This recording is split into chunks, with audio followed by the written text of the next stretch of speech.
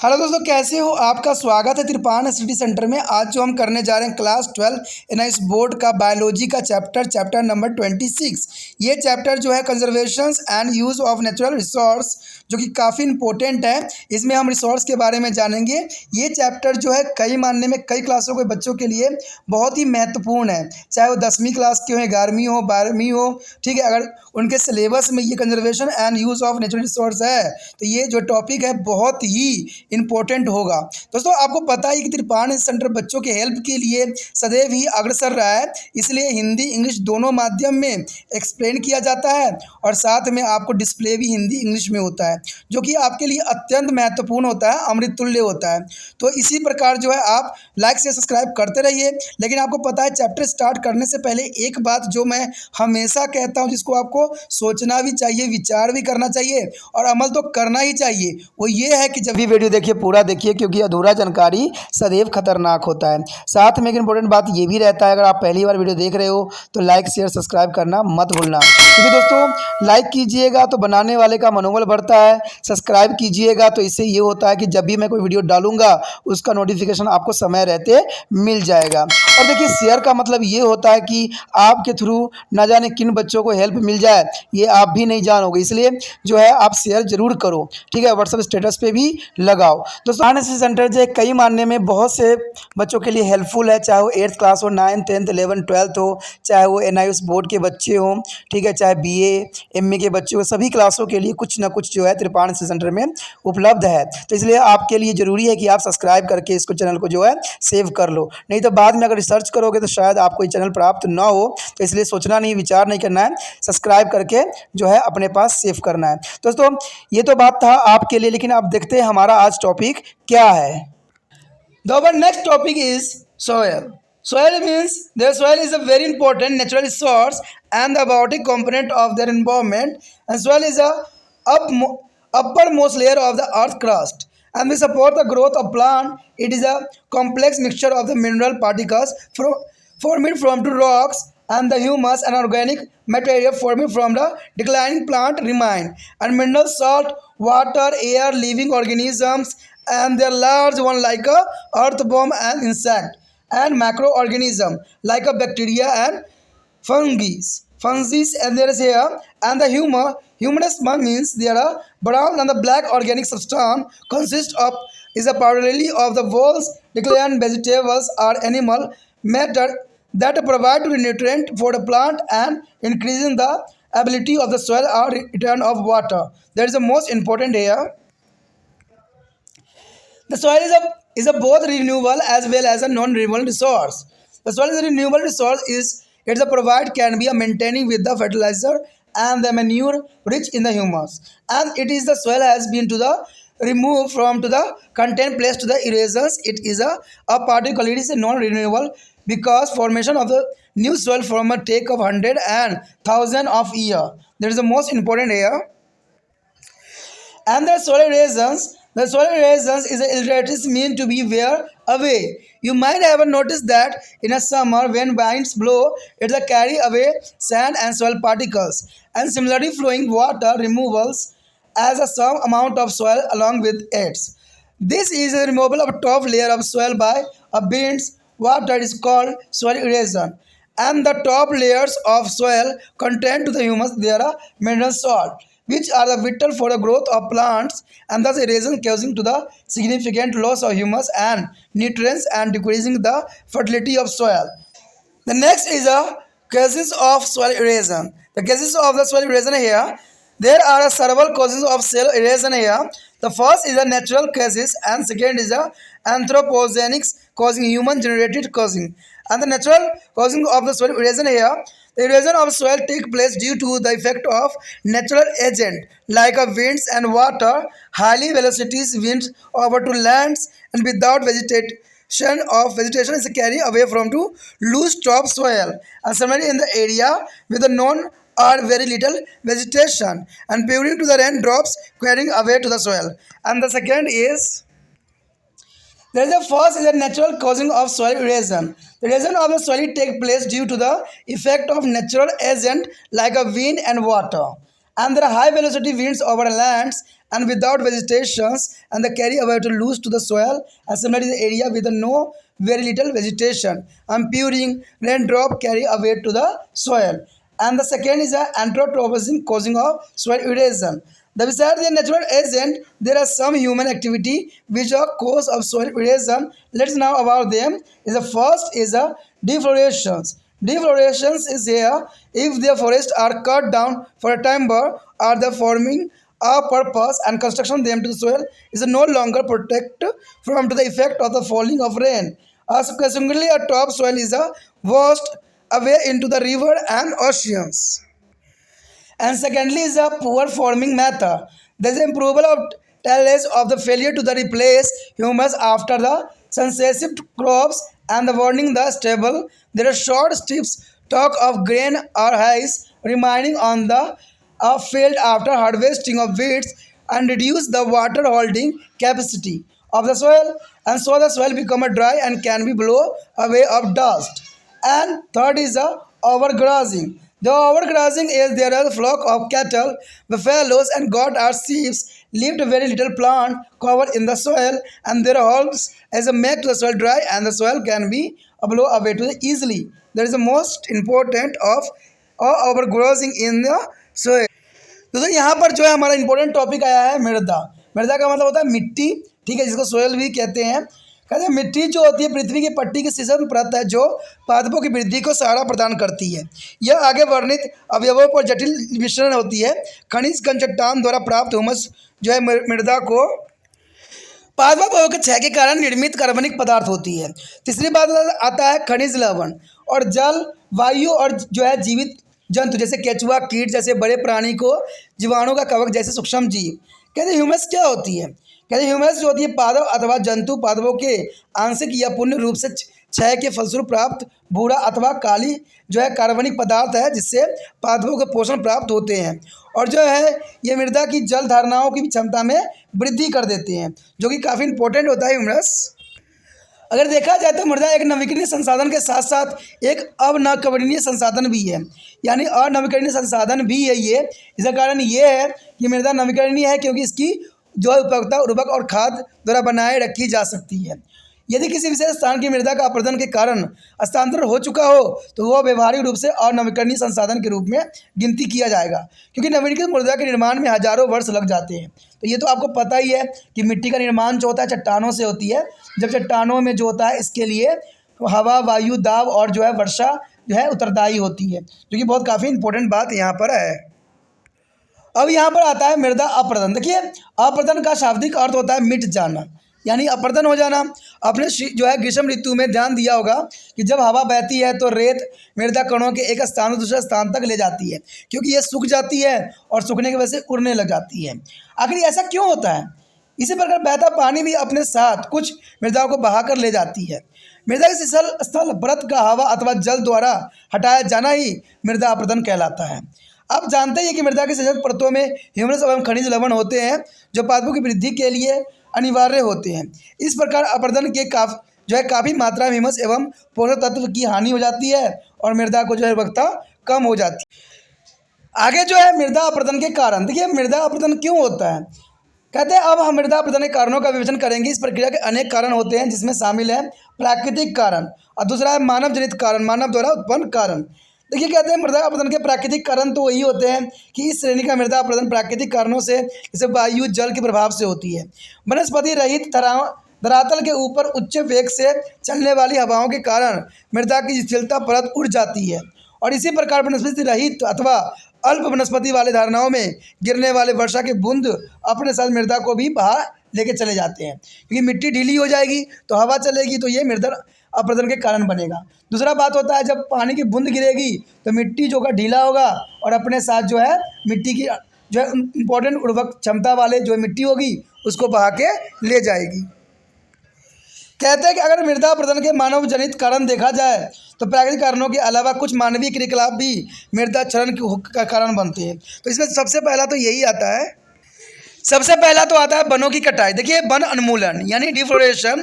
यदि वनों में इमारती लकड़ी या खेती के जो है उद्देश्य के काट लिया जाता है तो वर्षा के प्रभाव के विरुद्ध मृदा संरक्षण नहीं रह पाती है, जिसके परिणाम स्वरूप क्या होता है, स्थल यानी मृदा बहकर नदी में समुद्र में चली जाती है। तो ये जो होता है वन उन्मूलन का कारण बनता है। उसमें जो है ठूठ यानी स्टेपल, फसल कटाई के पश्चात खेतों में बची रहने वाले छोटे एवं सख्त जो है डंडन मृत्यु होती है। तो ये काफ़ी इंपॉर्टेंट बात रखता है। उसके बाद है अपर्याप्त कृषि विधि, यानी अपर्याप्त कृषि विधि भी मानव द्वारा निर्मित होती है। कहते हैं अनुपयुक्त जुताई एवं उर्वरक फसलों के पश्चात ह्यूमरस यानी खाद मृदा प्रतिस्थापन न किया जाने के कारण जो है अतिझुंड ठूठे को जलाने वाले मृदा को जल धारक क्षमता का हर्ष हो जाता है। इसके कारण मृदा सूक्ष्म हो जाती है और धूल के रूप में जो है ऊंचाई जो है उड़ाई जा सकती है, यानी धूल के रूप में ये उड़ जाती है, जो कि बहुत काफ़ी इंपॉर्टेंट बात यहाँ रखता है और ये मृदा के लिए जो है अपरदन का कारण भी बनती है। तो हमें अपर्याप्त कृषि विधियाँ की वजह से भी ये जो है काफ़ी हानि पहुँचती है। और अंतिम कारण जो है अतिचारण। देखिए मवेशी हो, भैंसे हो, बकरियों, भेड़ों को जो है झुंड मृदा के बहुत कम मात्रा में पौधों को छोड़ते हैं। इसे खुरों से मिट्टी शुष्क हो जाती है और आसानी से उड़ जा सकती है। यानी अधिक मात्रा में मवेशियों को जो है घास वाले क्षेत्र में ले जाने से क्या होता है, उनके खुर की वजह से, पैरों की वजह से क्या होता है, मिट्टी की उभर जाती है और जब तेज़ हवाएँ चलती है तो ये उड़ जाती है। तो ये जो है अतिचारण की विधि के द्वारा भी जो है मिट्टी अपरदन का कारण बनती है। Our next topic is conservation of the soil. That is the most important here. The soil conservation mean to the checking soil erosion and improving soil fertility by their adopting various method. There is a most important method here, the maintenance of soil fertility. The fertility can be maintained by their adding a manure and fertilizer regularly as well as by the rotation of crop. And second is a control on grazing. The grazing should be allowed to only a specific area. And third is a reforestation. Reforestation is a planting of trees and vegetations of reduce the soil erosions. And fourth is a tracing. The tracing is a divided as a slope with the several flat field to be controlled a rapidly run of water. It is a practiced of mostly in the hilly area. And the next is the counter plunging. The plunging at the right angle to be a slope allowed to the fodder to trap water and check the soil erosion by rain water. देखिए दोस्तों, यहाँ पर मृदा संरक्षण की बहुत important बात बताई गई है। कहते हैं पिछले खंड में आपने मृदा अपरदन के अनेक कारणों के बारे में जानकारी प्राप्त किया था। मृदा अपरदन के कारण इसके जो है उर्वरकता का हर्ष दिन पर दिन होता ही जा रहा है। अंततः हमें मृदा अपरदन की आवश्यकता पड़ती है। मृदा संरक्षण का अवश्य जो है मृदा अपरदन का नियंत्रण और मृदा उर्वरक में उनकी विविधता द्वारा सुधार किए जाने की आवश्यकता है। हमें इनसे कुछ विधियों को विषय में जानकारी नीचे प्राप्त किए जा सकते हैं। सबसे पहले तो यही आता है कि मृदा अपरदन का रख रखाव कैसे करें। कहते हैं खाद एवं उर्वरक में निर्मित प्रयोग और फसलों के जो है क्रमबद्ध से जब मृदा अपरदन का अनुरक्षण किया जा सकता है। दूसरी बात यही आता है चराई पर नियंत्रण। अगर हम चराई पर नियंत्रण करें फिर भी जो है मृदा अपरदन रोका जा सकता है। चराई केवल इसके लिए निर्धारित स्थानों पर ही कराने देना चाहिए और कृषि भूमि पर बिल्कुल ही नहीं करना चाहिए। तीसरी बात आती है पुण्य नवीकरण यानी जो है रिफोरेशंस। कहते हैं वायु तथा जल द्वारा होने वाले मृदा अपरदन को पादपों एवं वनस्पतियों को रोपण द्वारा रोका जा सकता है। अगली बात जो है हमारा सीढ़ीदार खेती। देखिए ढाल को अनेक समतल खेतों के रूप में परिवर्तन द्वारा पानी की हवा की गति को कम किया जा सकता है। अधिकतर पर्वतीय क्षेत्र में इस विधि का उपयोग किया जाता है। कहते हैं उसके बाद है समोच्च यानी कठोर जुताई यानी काउंटर जो है प्लंगिंग। कहते हैं ढलान के समकोण से हल चलाने पर जो है नालियों को पानी जो है अवरुद्ध करने का अवसर मिलता है और वर्षा के पानी से होने वाली मृदा अपरदन पर रोक लगाई जा सकती है। Our next topic is water, a prerequisite of resource. That is the most important topic here. The water is essential for the survival of all living organism, and it is the most important component of all life from or necessary from a sustaining life. The water also regulate the climate, it generate an electricity and also useful to agriculture and industries. About 97% of water on the earth is saline in the nature. The found in the sea and the oceans. The remaining 3% is the fresh water, most of which is the storage in the ice caps and glacier. and just about 0.36% is distributed in the lakes, rivers, pond, etc. as a fresh water. Sea water is a support marine life and contribute to be a production of fish, sea and food and several other commercially product. Iodine, agar, corals, pearls and etc. The fresh water is a need for the human for their is a personally used to drink, cleaning and sewage disposal. It is also used to other animals is a agriculture in the industries. Fresh water is a renewable resource as it is a continuously began to produce through there is a hydrological cycle is a evaporation, condensation and precipitation. As a from lesson 24 in the water cycle. Here show the diagram of hydrological cycle there. Water, transpiration, respirations, there absorb the roots and the run of the rivers, evaporation, winds, cloud. There is the most important hydrological cycle here. जो यहाँ पर जो है पानी एक अमूल्य संसाधन है। देखिए कहते हैं तभी तो मुझे एक नया भाषण देने पे मजबूर होना पड़ता है। कहते हैं किताबों में बहुत अच्छी बातें यहाँ पर लिखी गई है कि पानी एक जो है मूल्यवान संसाधन है जिसको प्रत्येक व्यक्ति को संरक्षण करने की आवश्यकता है। हम एक दूसरे के सर्वाधिक महत्वपूर्ण प्राकृतिक संसाधन जल का वर्णन करते हैं। आप भली भांति जानते हैं, समझते हैं कि जल सभी जीव जंतु प्राणियों के लिए जीवन को बनाए रखने के लिए अति आवश्यक है। कहते हैं ये सभी जीव और जैव प्रकारों के अस्तित्व बनाए रखने के लिए सबसे महत्वपूर्ण घटक माना जाता है। एक तो है जल, एक है वायु।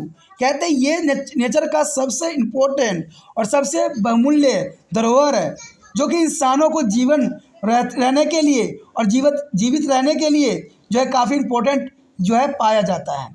अगर ये ना रहे तो शायद इंसान के अस्तित्व ही मिट जाएगा।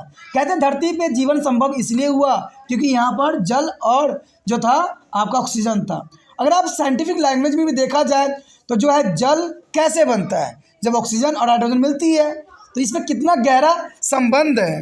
कहते हैं इससे जलवायु का जो निर्धारण होता है और जो है विद्युत उत्पादन भी होता है और ये कृषि व उद्योग के लिए भी काफ़ी मानने में उपयोगी सिद्ध होता है। देखिए दोस्तों यहाँ पर जो है साधारण जल चक्र दिया गया है जिसको हाइड्रोलिक साइकिल भी कहते हैं। इसके विषय में हमने प्रीवियस चैप्टर जो हमने पढ़ा था उसमें हमने पूरा डिस्कस किया था, पूरा इसके बारे में जाना था। फिर भी यहाँ पर कुछ दिए हुए हैं बातें। आपको पता है कि सबसे पहले पानी जो होता है वर्षोजन बनती है, फिर बादल बनती है और जो क्या होता है फिर जो धरती पर वो वर्षा के फॉर्म में गिर जाती है। तो ये प्रक्रिया कंटिन्यू चलती रहती है। लेकिन आपको पता है ये रिन्यूएबल रिसोर्स तो है, लेकिन आपको पता होना चाहिए कि अगर हम इंडस्ट्रीज में इसका यूज़ करें तो इसमें जो है बहुत से अम्लीय वर्षा का कारण बनता है। यानी जितना पोल्यूशन फैलेगा अर्थ पे उतना ही अम्लीय वर्षा होगा। और आप सोचते होंगे कि यह सदैव प्योर वाटर बन के ही धरती पे आएगा, तो ये गलत फहमी में हो, क्योंकि आज के समय में जो है एसिडिक रेन बहुत अधिक मात्रा में होने लग गई है। क्योंकि जो भी हम प्रदूषण फैलाते हैं सारे के सारे जो है वायु को जो है दूषित कर देता है। लेकिन यही जब बरसात रेन होती है तो एसिडिक रेन बन के आप तक ही पहुंचती है। तो कहते हैं ना जो आप बोओगे वही आप काटोगे। कहते हैं अगर जैसा करोगे वैसा ही फल मिलता है। वही सिस्टम यहाँ पर आ गया है कि हम अगर धुआं फैला देते हैं वातावरण में तो वो दोबारा रिटर्न होकर हमारे पास ही आता है, कहीं दूर नहीं जाता है। तो इससे क्या होगा, हमारा जो है पर्यावरण संतुलन जो है बिगड़ जाएगा। देखा जाए तो पृथ्वी पर 97% जो है जल लवण युक्त है। देखिए कितना अधिक भंडार है, 97% है। ठीक है, कहते हैं जो समुद्री और महासागर में पाया जाता है शेष 3% अलवण जल है और जो अधिकतम हिम क्षेत्रों में ही हिम नदियों में पाया जाता है। और देखिए सबसे हैरान करने वाली बात यहाँ पर है कि 0.36% ही झीलें, नदियाँ और तालाब आदि में वितरित है। और आपको पता होगा यह जान के हैरानी होगी कि 0.02% वाटर ही है जो पीने योग्य है। अब देखिए 97% वाटर होने के नाते अब पीने के लिए कितना है, यानी सागर में से अगर देखा जाए तो अगर एक बाल्टी पानी लेते हो तो उसमें से सिर्फ एक बूंद ही आपके लिए पीने योग्य होगा, नहीं तो सारा पानी जो है दूषित होगा। तो ये बहुत बड़ी हैरान करने वाली सवाल है और परेशान करने वाली बात यहाँ पर आती है, जो आने वाला फ्यूचर में जो हमारे आने वाला पीढ़ी है उनके लिए बहुत ही घातक सिद्ध होगा। टीवी में भी बहुत समय पहले प्रचार आता था कि पहले के समय में जो था कैसे कैसे समय बदलेगा। पहले 20 रुपये का मिलता था पानी की बोतल, फिर मिला 50 रुपये का, और फिर आपका 200 का, और फिर तो आपको पानी को क्या करना पड़ेगा, जो है लॉकर में बंद करने की आवश्यकता पड़ जाएगी। तो हो सकता है ऐसा हो भी जाए, कोई बुराई नहीं है, क्योंकि पानी के बिना आप रह नहीं सकते जीवित। पानी नहीं तो हम नहीं, लेकिन फिर भी हम क्या करते हैं, पानी को दूषित करने में अपना महत्वपूर्ण योगदान देने लग गए हैं। तो दोस्तों समझना पड़ेगा आपको कि पानी जो है बहुमूल्य वस्तु है। समुद्री जल समुद्री जीवन का आधार है और मत्स्य समुद्री खाद्य पदार्थों के उत्पादन में अन्य व्यापारिक उत्पाद जैसे आयोडीन, अगार, ठीक है, मिंगा, मोती आदि के लिए भी उपयोगी है। मानव को पीने और सफाई और जल के बहाव के लिए स्वच्छ जल की आवश्यकता होती है। तो ये कई मानने में इम्पोर्टेंट होता है कि हमारे सारे दिनचर्या हो पानी से ही शुरू होता है। और इवन आपको पता ही होगा कि इसी में जो है बहुत से जीव जंतु पानी के अंदर रह के ही हमें फूड प्रदान करते हैं, चाहे मछलियाँ हो, चाहे जो भी मर्जी जीव जंतु हो, ठीक है। सारे के सारे जो हमें सी फूड मिलते हैं वो पानी के द्वारा ही और पानी में रहने वाला ही जीव जंतु से प्राप्त होती है। लेकिन आपको पता है कि सबसे बड़ी हैरानी की बात तो ये होती है कि ये चीज़ें जो होती है आने वाला समय में ख़त्म होती चली जा रही है। तो आप समझ सकते हो इसका कितना प्रभाव पड़ेगा, क्योंकि बहुत से जीव जंतु जो है पानी को दूषित हो जाने की वजह से सारे जितने भी इंडस्ट्री के पानी होते हैं, केमिकल होते हैं, सब सागरों, समुद्रों और नदियों में फेंके जा रहे हैं, जिसकी वजह से जितने भी उसमें जीव जंतु रहते हैं सब के सब आपको मरे हुए नज़र आते हैं। टीवियों में कई बार मैंने न्यूज़ भी देखा है कि इस क्षेत्र में जितनी मछलियाँ थी मर गई। साइंटिस्ट जो है रिसर्च करने पर लगे हुए हैं, साइंटिस्ट बेचारे रिसर्च करने पे ही लगे रहेंगे, लेकिन आम आदमी से भी पूछ लो तो वो क्लियर बता देगा कि यहाँ जो है केमिकल के फैक्ट्री से जो गंदे पानी आ रहे हैं जिसकी वजह से यार एसिडिक रेन हुआ है, जिसकी वजह से सारे मछलियाँ मर गई है। तो साइंटिस्ट तो सिर्फ करते रहेंगे, सरकार सिर्फ इसका कॉपी बनाती रहेगी, लेकिन वास्तविकता को कभी भी नहीं समझ पाएगी। कहते हैं अगर देखा जाए तो अन्य पशुओं द्वारा भी इसका उपयोग किया जाता है। साथ ही कृषि एवं औद्योगिक उद्देश्य के लिए भी स्वच्छ जल की आवश्यकता होती है। स्वच्छ जल जो है नवीकरणीय साधन है, क्योंकि यह जल चक्र वशीकरण, संशोधन और अवक्षेपण द्वारा सतत रूप से प्राप्त हो जाती है, जिसके बारे में हमने पहले ही डिस्कस कर चुके हैं। दोस्तों आगे का टॉपिक जो है डिग्रेडेशन यानी जल का अवनमन, देखते हैं क्या है। The our next topic is degradation of water. The degradation of water is the most important here. With the increasing of population and industrial growth, water began to degrade day by day. The main reason for the degradation of water are to meet the need of increasing of population and surface water, water from a pond, as a lake, river, etc., and is the ground's water is a overdrive in the depthing of volume of water, and sewage waste water from the domestic and municipal use of makes of fresh water unfit from use for human being and the animals. The wastewater from all industry flow down into the surface water bodies and groundwater bodies as they get polluted. The next is the 4 point here. Agriculture waste containing a manure, fertilizer and pesticides enter the water bodies and degrade to the quantity of water.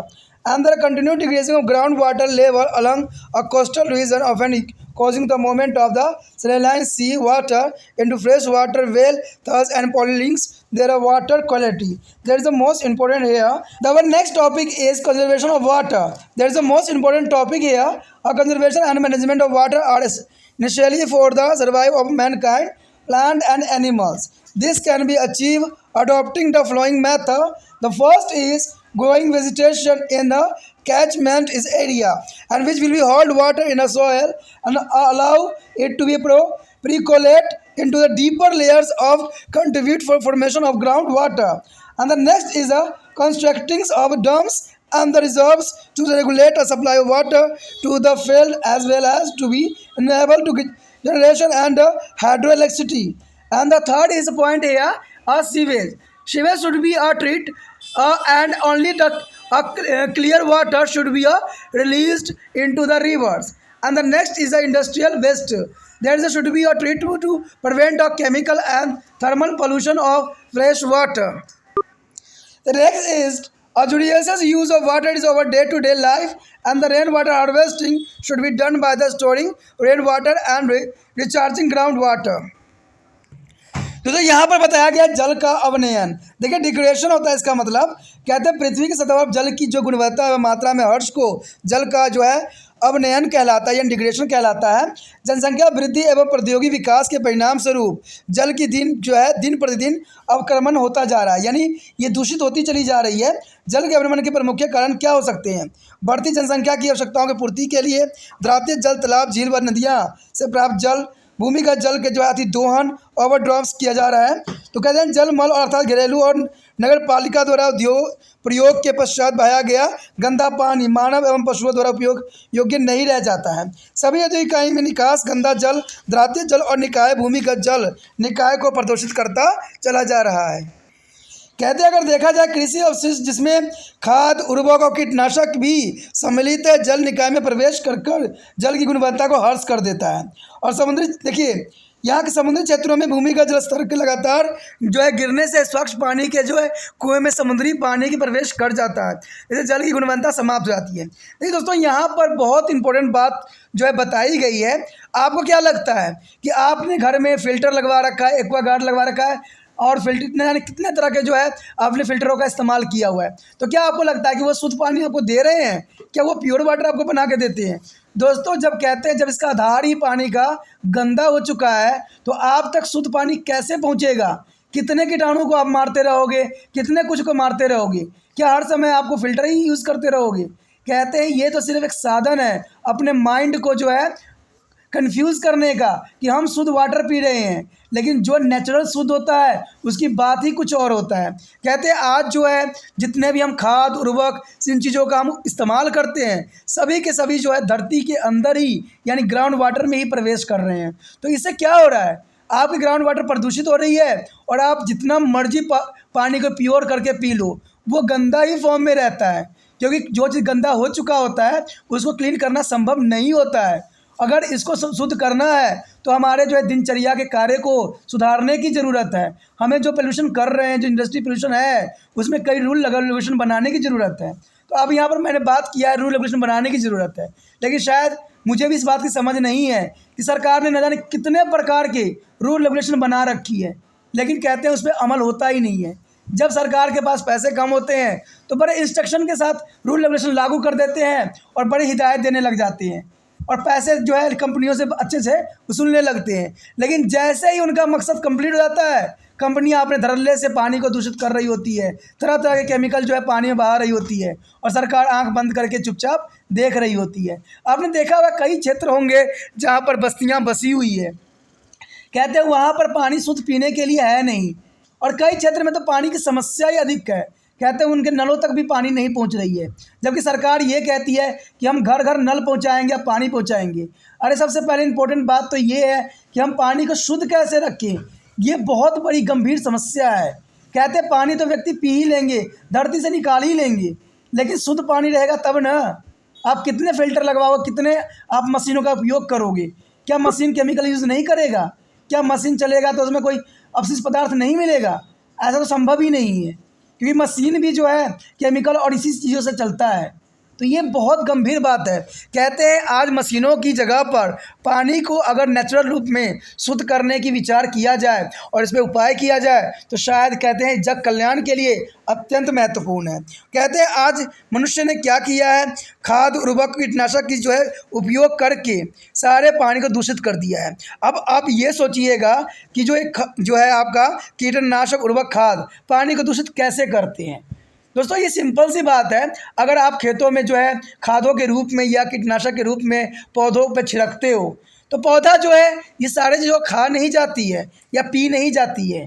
ये आपको क्या होता है, अगर rain हो रहा है, चाहे आपका क्या कहते हैं, अगर आप पानी ने आपने दिया है खेतों में, तो ये होता है पानियों के साथ खेत में अब्जॉर्ब कर लेती है सारी फर्टिलाइजेशन को, और ये कहाँ चला जाता है, आपका ग्राउंड वाटर। कहते हैं ग्राउंड वाटर इंसानों के लिए सबसे इम्पोर्टेंट स्रोत था, लेकिन आज हम ग्राउंड वाटर को भी दूषित कर दिए हैं ये खाद, उर्वरक और कीटनाशक का उपयोग करके। तो कई हद तक जनसंख्या भी इसका उत्तरदायी है, लेकिन सबसे बड़ी उत्तरदायी होती है ये बड़े बड़े फैक्ट्री सब होती है, केमिकल से बन रही होती है। कहते हैं आज उनको भी बंद करना संभव नहीं है, क्योंकि उनसे न जाने कितने तरह के मेडिसिन, कितने तरह के दवाइयाँ, कितने तरह के हमारे लिए सुख सुविधाएं बन रही होती हैं और हम इसको आए दिन धड़ल्ले से इस्तेमाल कर रहे होते हैं। तो आप उसके बिना भी आप लोगों के जीवन संभव नहीं है। तो दोस्तों कैसा संभव होगा कि हम जो पानी पिए वो दूषित ना हो? शायद संभव ही नहीं है।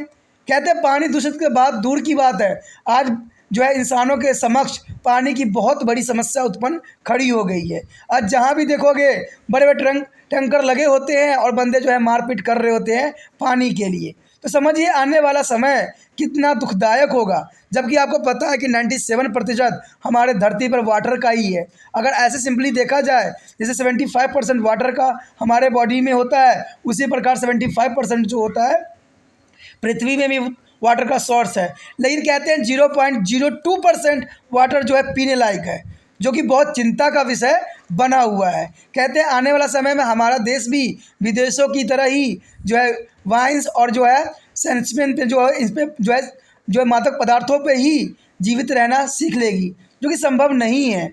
और ना जाने ये दिन आने में कोई दूर की बात नहीं है। कहते हैं अभी हम कल्पना कर रहे हैं, लेकिन ये दिन बहुत दूर नहीं है, ठीक है। क्योंकि हम जिस प्रकार जो है पानियों को दूषित कर रहे हैं, ये जग कल्याण के लिए और इंसानों के जीवन के लिए बहुत ही घातक सिद्ध हो सकता है। अब देखिए यही बात आगे यहाँ पर भी बताने की कोशिश किया कि जल संरक्षण हम करें कैसे, क्या उपाय करें।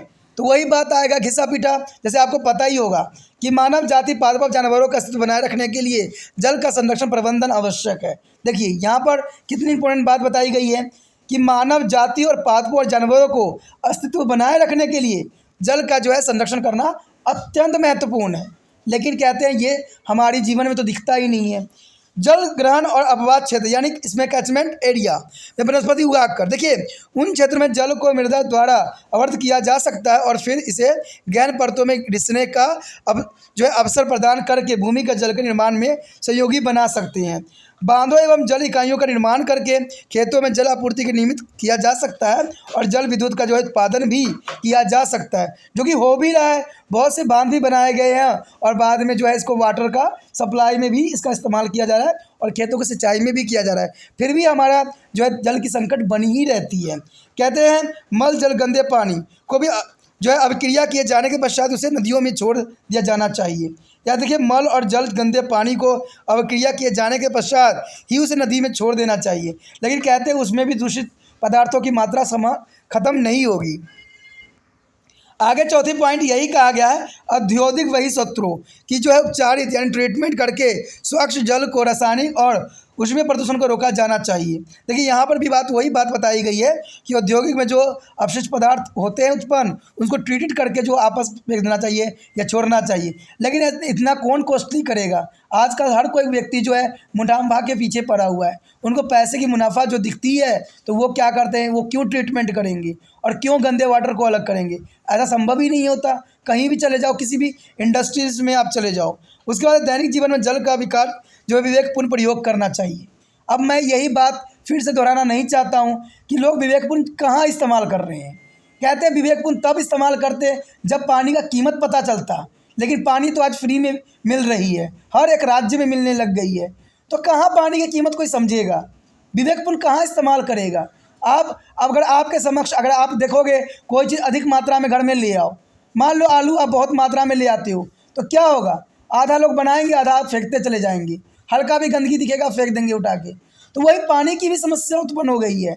आज लोग विवेकपूर्ण इस्तेमाल नहीं कर रहे हैं। आज पानी की संरक्षण की जगह पर क्या कर रहे हैं, वेस्ट कर रहे हैं।